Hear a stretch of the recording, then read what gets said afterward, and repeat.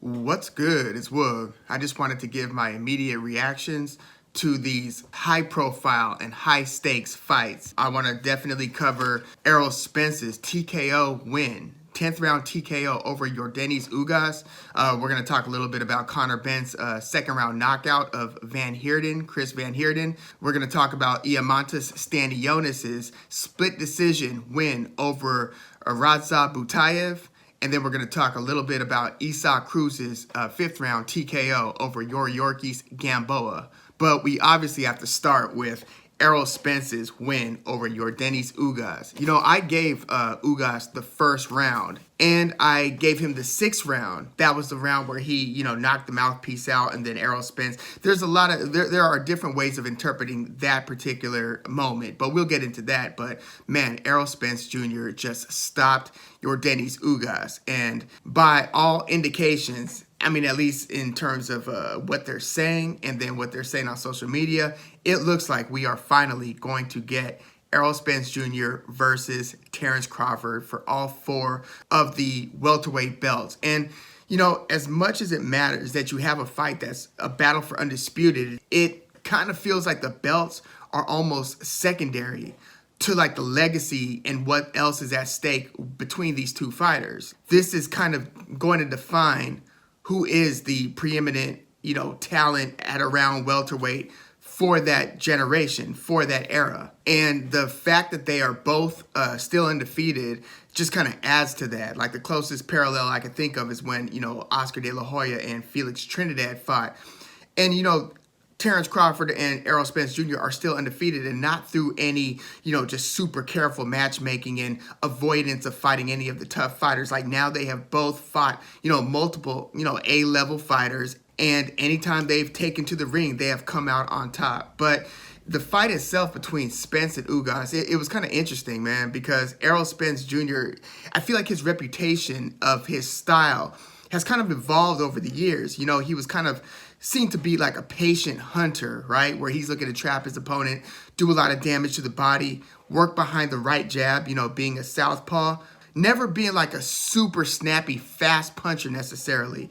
But, just being somebody who's able to apply all of the fundamentals, keep a pretty good defensive construct, and just make sure that you are not able to withstand the intelligent pressure and hard, accurate punching.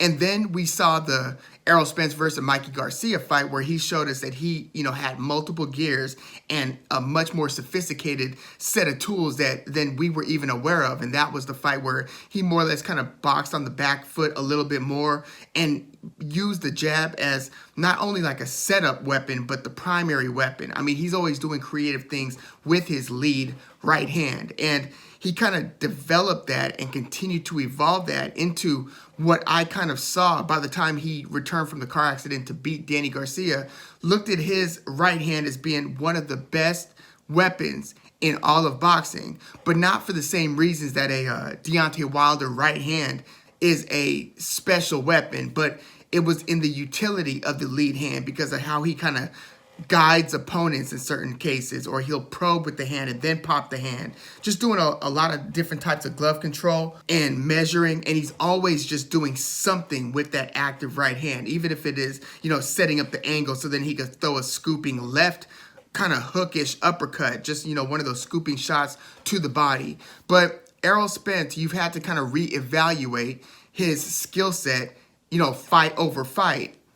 In this particular fight with Ugas, the challenges were pretty clear. Ugas, excellent counterpuncher, keeps a high, defensive construct, throws pretty tight punches and, relatively snappy punches. I wasn't sure who was going to look like the faster fighter between the two.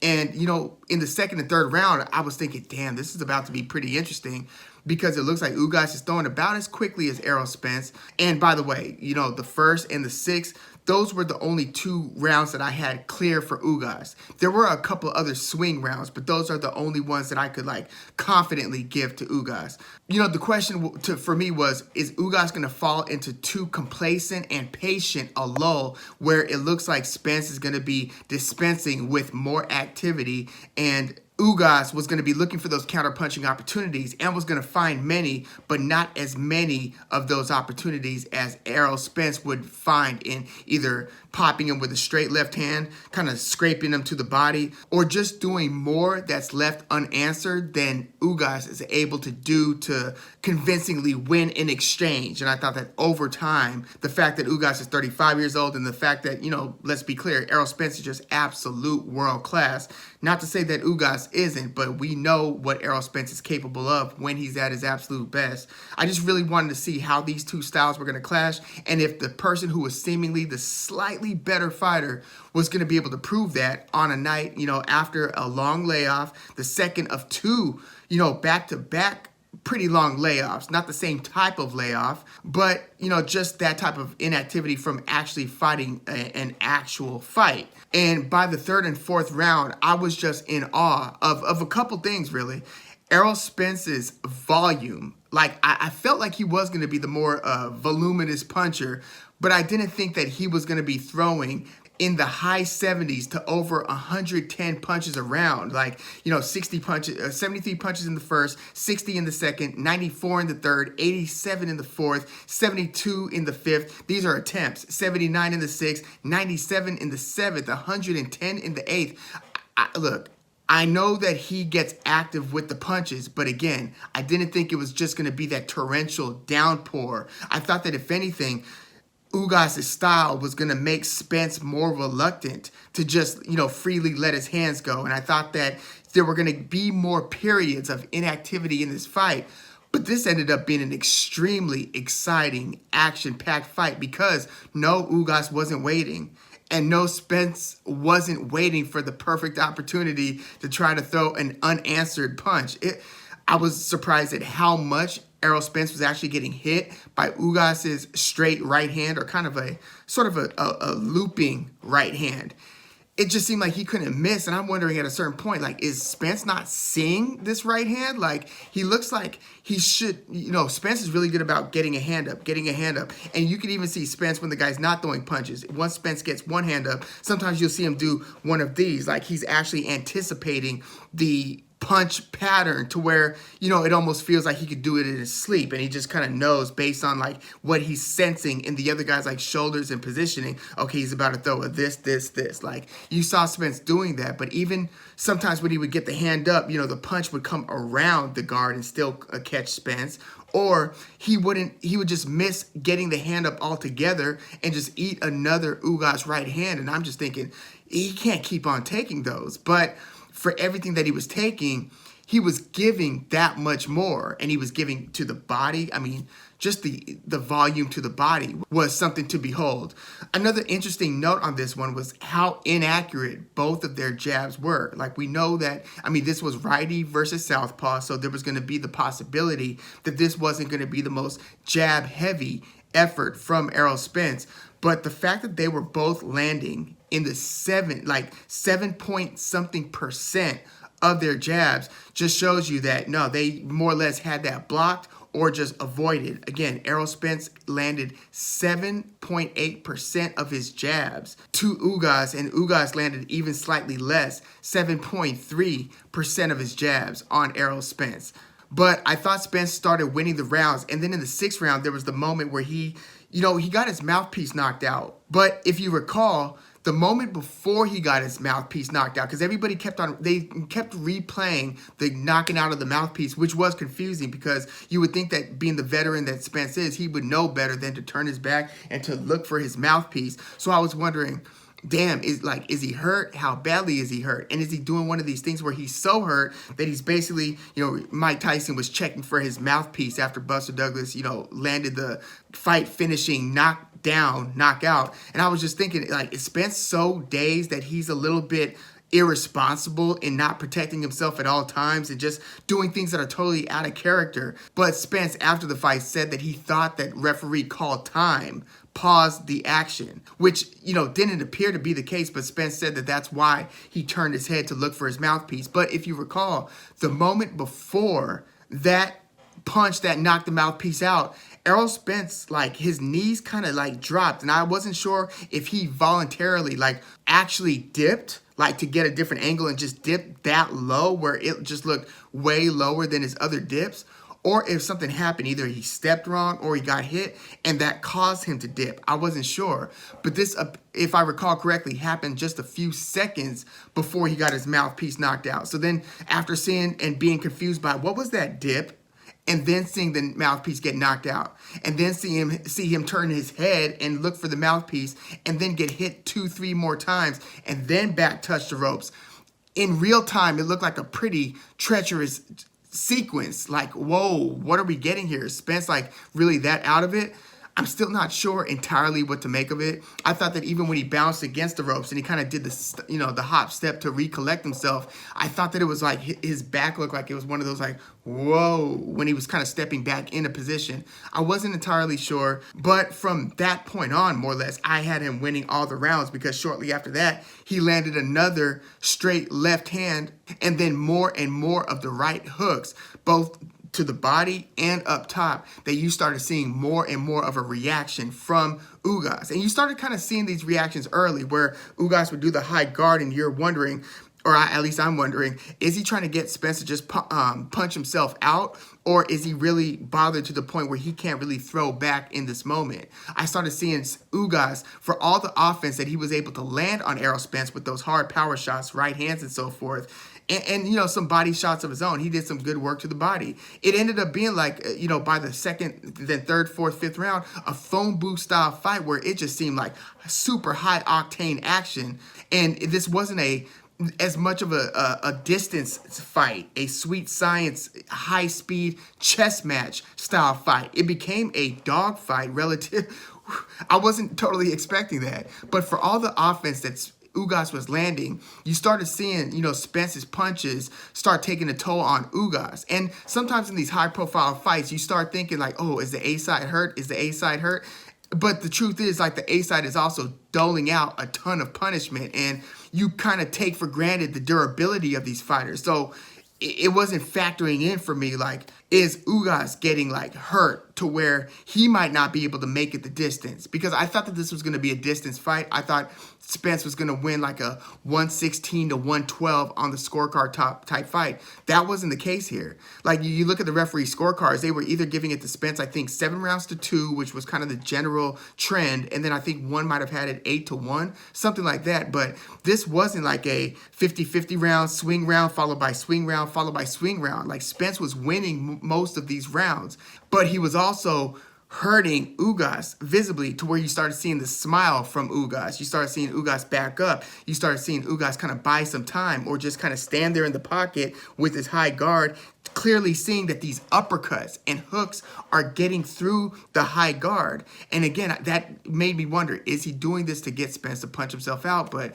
no, it was really just that torrential downpour of activity, slowly and then more rapidly taking its toll on Ugas, to where then after that, successful round that Ugas had, where he had that big moment in the 6th, 7th, 8th, 9th round became more and more dominant for Spence, where Ugas started looking to land the big shot versus matching the output and the round by round damage, minute over minute, round over round. It was more so, damn, Ugas is starting to really get worked over, and that eye is really starting to close. They would bring him over and have him take, the test with the doctor, and the doctor, in my view, was like, I ain't gonna be the one to stop this fight right now. But then his eye just continued to close, and they eventually stopped it in the 10th round. So this is a huge deal that Errol Spence not only beats Ugas in, again, another return to the ring, but that he's the one who stops Yordenis Ugas. And it wasn't, in fairness, it wasn't a stoppage where you like drop the guy and, the guy can't beat the 10 count, or he's just on the ropes getting battered, can no longer intelligently defend himself. This was a, eyes closed, it's not safe to continue type of stoppage. And there is a little bit of a distinction, but it all goes down the same in the books. It's a TKO. And if it wasn't for the eye stopping, it's tough to tell whether they would have, stopped the fight at that point. Ugas was certainly taking a ton of damage, but man, like, I am forced to again reevaluate Spence's skill set, because I didn't like how he was getting hit by the right, but the fact that he was able to throw that much volume over that extended period of time, I mean, I've seen him just like put it on people till they can't take it anymore, like Lamont Peterson, but he finished Peterson by like the 7th round. And yes, there was a lot of volume involved there, but it was a different type of volume, and it was a more cautious volume. This one was just like, something's got to give. And that wasn't the style of fight I was necessarily expecting, but Spence looked like he really wanted to be in there. He looked like he was happy to return to the ring when he was entering the ring, when they were doing the call introducing both fighters. Spence had a smile on his face. He just looked like he was really ready to go. And Ugas, he gave one hell of an effort. It just ended up not being enough to topple the now 3-belt holding Errol Spence Jr. And again, it looks like nothing else needs to happen at this point aside from Errol Spence Jr. versus Terrence Bud Crawford for all 4 of the belts.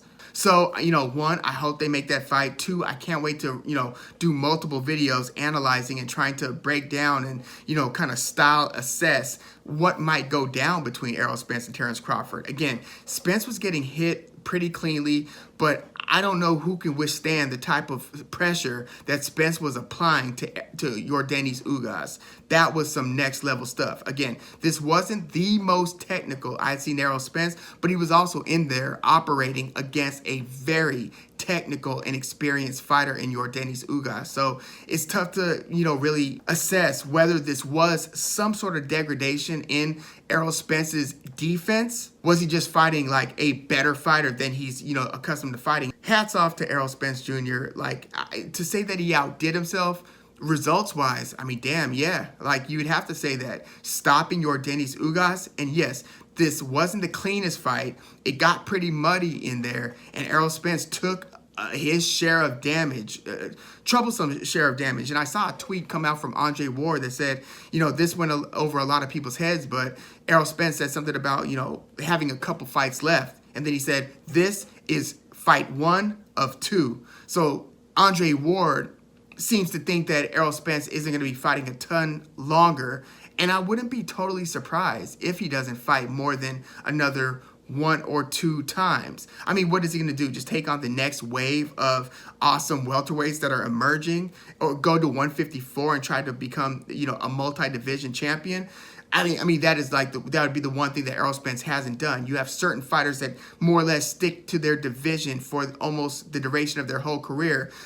Triple G, Gennady Golovkin, Marvin Hagler did it, and Errol Spence, unlike Terrence Crawford, Sean Porter did it, Keith Thurman has done it, but yeah, Errol Spence has been fighting and campaigning at 147, but I wouldn't imagine that he's going to be fighting several more fights. I just don't see it. I mean, just the fight-by-fight stakes are treacherous, and he's already had a couple close calls just in terms of being able to walk away from events, whether in the ring or out of the ring, with your health, and I think that Errol Spence Jr. has a new, appreciation of that and recognition of that. But yeah, Errol Spence beating Yordenis Ugas via TKO 10th round. That was something else. Now let's get into Butaev versus Stanionis. Before Terrence Crawford beat Sean Porter, and before the second hiatus from Errol Spence, I'd had Errol Spence as my second, my number 2 pound-for-pound fighter behind Canelo.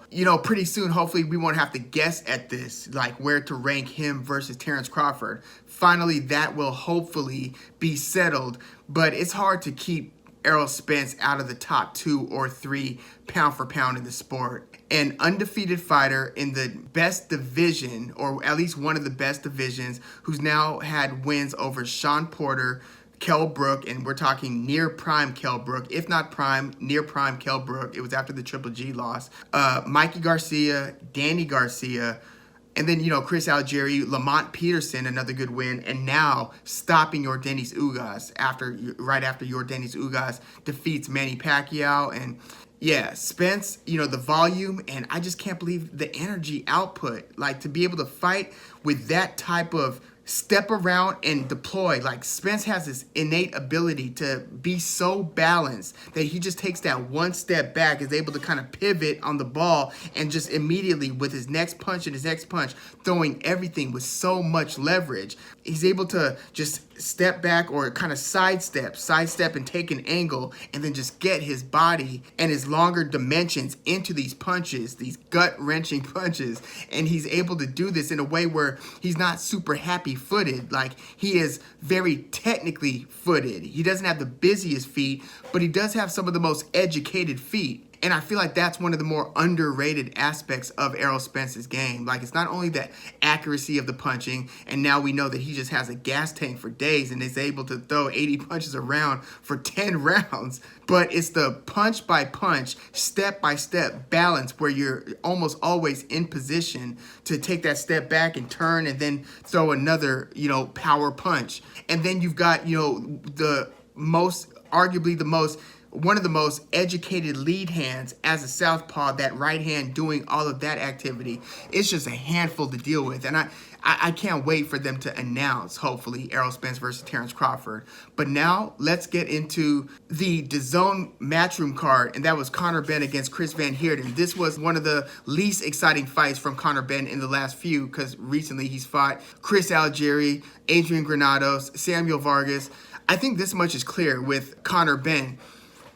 If somebody's going to beat him, it's not going to be one of these guys who's, tough and durable and can take a licking and keep on ticking. That's not going to be enough to get it done against Conor Benn. Fight over fight, I've had to reevaluate his skill set. Like, damn, maybe he punches harder than I thought he did. There was the vanquishing of Samuel Vargas, who's been in the ring with Errol Spence and Virgil Ortiz and lasted longer against them than he did against Conor Benn. So, when he just vanquished Samuel Vargas and obliterated him in like the first round, that was like, damn. And then you see the way he set Chris Algieri up in his last fight, where it wasn't just like a haymaker that he landed and closed the show. It's like, no, he outboxed him in just about every moment leading up to the knockout, devastating lights out knockout of Chris Algieri. So it's like, okay, he's more technical than I thought he was too. Well, here, Chris Van Heerden didn't have a chance. Chris Van Heerden, was able to stomach several rounds of a beatdown against Errol Spence. Errol Spence hit Chris Van Heerden when they fought in like 2015 with everything but the kitchen sink, and he was durable enough to withstand that. Yes, he's had a long layoff, but I thought that he was going to be able to go some rounds. I thought Conor Benn was going to end up finishing the fight, but I thought it was going to be an attrition thing where like the corner, the referee are like, dude, you're getting punched and hit all round, every round. Let's stop this thing. I thought it was going to be one of those deals. I didn't necessarily think that Conor Benn was going to just stagger him and finish him with actual punches and make Chris Van Heerden kind of fall forward onto his shoulder and head and just be in all types of hurt. Because Chris Van Heerden is a tough dude. Like, inside of the ring and just in terms of his background, his upbringing, and just disposition. He's just one of those tough guys. Like, when he was getting beaten down by Errol Spence, he was still, like, shimming his shoulders. Like, is that all you got after Errol Spence lands, like, 4 out of 6 punches in a combination? Well, he wasn't able to survive or stomach much of anything against Conor Benn. And Conor Benn, again, his entries are pretty sophisticated. He's like, changing levels, and he's dipping to find the right opportunity to let a 1-2 and a right hand go. It's such a power punch, and so is his left hook. And we saw that he was throwing and hitting hard even early in his career, but the mechanisms to be able to set these shots up are improving seemingly fight over fight over fight. So yeah, if someone's going to give him a true run for his money, because I haven't really seen him in a really difficult fight yet, because he dominated Adrian Granados, who really didn't want the smoke, and it was uncharacteristic of Granados to avoid a fight, because we've seen him fight competitively with several very good fighters. He was just kind of moving. Like, him and the way he handled his fight against Conor Benn was a little bit like Emmanuel Tago handling his fight against Ryan Garcia. It became a survivalist thing pretty early, but yeah, you're going to have to bring something to really back Conor Benn up. You're not going to just think that without throwing some heavy artillery that you're going to like be able to throw him off of his game, unless, I mean, maybe if you have just like a nasty jab and you make him eat that. But again, Conor Benn is more sophisticated than I gave him credit for, and fight over fight, I've had to reassess, damn, how good is Conor Benn? So it's going to be interesting to see how Matchroom match makes for him, because they do not have a deep roster at 147. They simply don't. So are they going to match him with Golden Boys, Virgil Ortiz Jr., who, both fight on DAZN? I don't think they're going to necessarily, give him Virgil Ortiz at this point, but it's like, where is the next step up? Maybe like David Avanesian or something like that, but you better be ready to handle a top level talent when you step in the ring with Conor Benn. And I can't wait to see how he performs against some of the better fighters in the division. And yeah, Conor Benn basically did what we thought he was going to do. I think he just did it earlier than I expected him to. So now let's get into Butaev versus Stanionis, where Stanionis wins a split decision over Butaev for that lesser WBA belt. You know, we had seen them both in their biggest step-up fights. We had seen Stanionis go a few rounds with like Luis Collazo, and then before that, Thomas Delorme. We saw Butaev just stop Jamal James. And so I was just looking at this Butaev versus Stanionis matchup like something's got to give here. Like you've got two guys who seem like they're just hard as hell, willing to take one to give one. Different styles, but they're both pressure fighters who end up breaking their opponents. And it's like, is one of these two guys really going to break? You've got one guy from like Dagestan, Russia. That's the, same place that Khabib Nurmagomedov is from. And then you got Stanionis from Lithuania. Lithuania hasn't had a champion in the past. I found that pretty interesting. But yeah, going into the fight, I thought Stanionis was going to pull out a close decision over Butaev, which he pretty much did. It was a close decision win for Stanionis, and I thought that the most important punch of the fight was going to be Stanionis' jab. And then obviously what he puts on top of the jab. He loves throwing that left hook, devastating left hook. But I was wondering if Butaev's athletic style of letting his hands go, a little bit reckless style sometimes, like, again, willing to take one to give one, with the assumption that I could take what you are giving better than you are going to be able to take what I'm giving in the long run. I thought that Butaev was going to be the faster starter. He seemed like he kind of was. But Stanionis, I thought, convincingly won like maybe 8 rounds, maybe even 9 rounds, something like that. I'm not too mad at the idea that one ref can look at this fight and have been giving more, 115 to 113 for Butaev. I certainly didn't agree with the card. I didn't think it was the most egregious thing because these were pretty competitive rounds and the judges aren't looking at the same data that we have round over round. I just thought that Stanionis had the tighter construct, was popping that nasty jab that Butaev was just eating, and then they were exchanging hooks basically and both going to the body and just fighting that battle of attrition where they're both, almost forehead to forehead, just letting their punches go and letting their volume go. There were a few times where I saw, Butaev start to come on strong, like in the 4th and 5th. And I'm thinking, is there a chance that he ends up breaking Stanionis and Stanionis is the one who kind of blinks and isn't able to continue to exchange in that devastating a fashion? But no, Stanionis is built to last, just like Butaev was. It's just that Stanionis, I thought, was controlling a little bit more of the action for more of the rounds, was landing the slightly cleaner punches, and I felt like Butaev wasn't able to really do the things that he wanted to do. Look at Butaev's jab percentage. It was 6% or something like that. And Stanionis' jab percentage was much, much higher. So Stanionis kind of dominated the jab battle. So then Butaev was relegated to letting the other punches go, which he had a lot of success. Look at Stanionis after the fight. He was obviously taking a lot of damage. It's just that it seemed like Butaev wasn't able to do much to defend against Stanionis' jab at the end of the day. And then, those hooks were just blistering and going to the body. Both of these guys were super hard, super durable. It's going to be interesting to see how they match make with Stanionis. Is he going to wait out a potential Errol Spence versus Terence Crawford fight, since now he's holding the lesser WBA title, which should give him a mandatory shot at the WBA belt?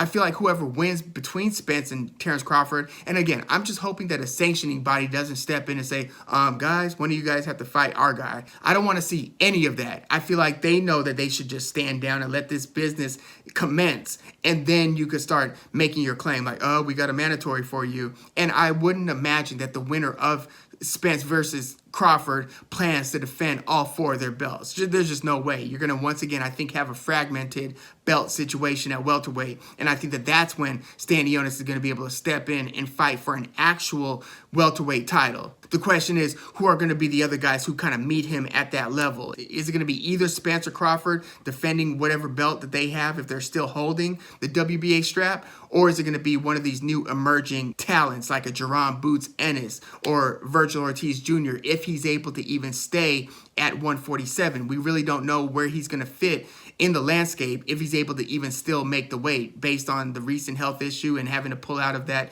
last scheduled fight against McKinson.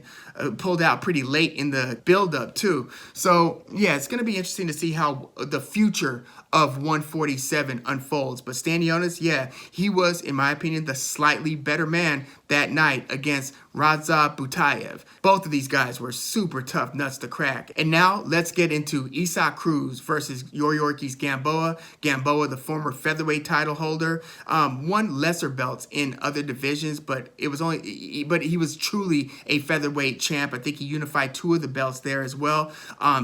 Cruz was just coming in after that good showing against Gervonta Tank Davis, where he lost a close fight. Who some thought that Cruz won against Gervonta Davis. I didn't, and I thought that it was clear that Gervonta Davis hurt his signature left hand in, like, somewhere in the middle to late rounds, where you could see Davis visibly wincing and then just not using that signature hand for several rounds, which is like kind of unthinkable. Like, damn, he's not throwing that punch at all, and he's still able to kind of survive the rounds, even though he was losing some of those later rounds because he was so limited in his use of his weapons. Gervonta Davis was, but Cruz, I mean, he is just a pressure fighter.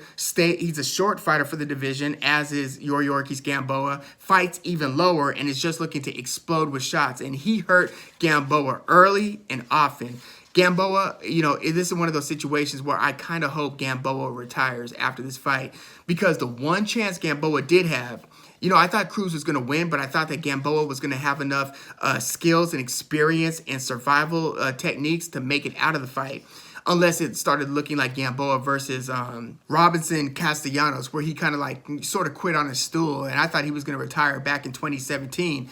But yeah, definitely after this fight with Cruz, where he wobbled Gamboa in the first round, and he knocked him down in the second round, knocked him down in the third round, knocked him down in the fourth round, and then knocked him down for the final knockdown in the fifth round, and he was just catching Gamboa cleanly. Gamboa, I thought that the issue was going to be Gamboa maybe wins the first couple rounds, because I thought Gamboa was going to be able to flash some of that signature hand speed, but that the hand speed was only going to last for a couple rounds, and then the volume of Cruz and the pressure style of Cruz is going to start to get to a pace where, Gamboa is going to start having to hold to kind of buy time, because the activity level's getting too high, and Gamboa is starting to get overwhelmed, where even in his prime, he wasn't ever a volume puncher. So it's if you can't really get Cruz's respect and keep his respect, how are you going to keep this 23-year-old off of you? This is a 23-year-old versus a 40-year-old, a 23-year-old who throws a lot of volume versus a 40-year-old who never really threw a ton of volume,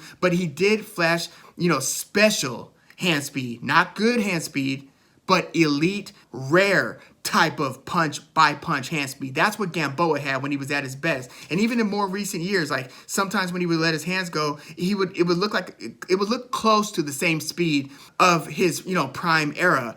But even when Gamboa was throwing his punches against Cruz here in the first round and the second round, they looked slow. I have never seen Gamboa look that slow punch by punch. I've seen him lose every round damn near against Devin Haney. I've seen him get stopped before by Gervonta Davis and against Terrence Crawford and against, Castellanos. But I hadn't seen him look unimpressive when he does decide to throw. And he looked like he was down to kind of brawl Cruz a little bit.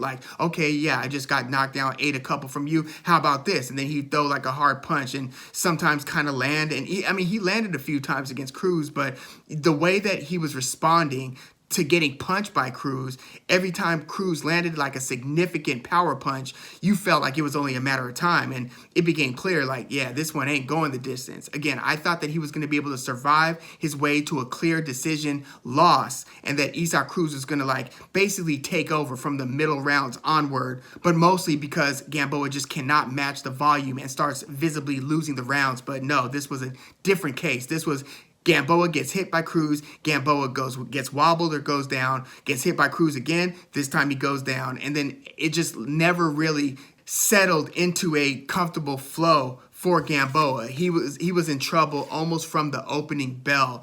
And again, he looked wobbled. He looked like his legs just weren't steady. He looked like he was just I mean, he was getting Cruz to miss some of the punches. Like, he would duck and slip, and, you know, some of those mean wide hooks would just go whistling by and would miss. But then, like, a few, you know, punches later, it would connect and put him in trouble all over again. And that was the story of this fight. Isaac Cruz made pretty short work. I mean, props for Gamboa for even making it into the 5th round, because he could have lost this one in the, you know, 1st, 2nd, 3rd, any step along the way. Isaac Cruz looked like a problem, and it was a problem that Gamboa at this stage of his career is just not equipped to deal with. So I really would like to see, just as a fight fan and as somebody who appreciates these fighters, I think that it's probably time for Gamboa to hang it up. And it's, again, well, because he's 40 and now he's kind of taking beatings. But now, like, the one thing that he did still have going for him, which was some hand speed, he doesn't even really seem to have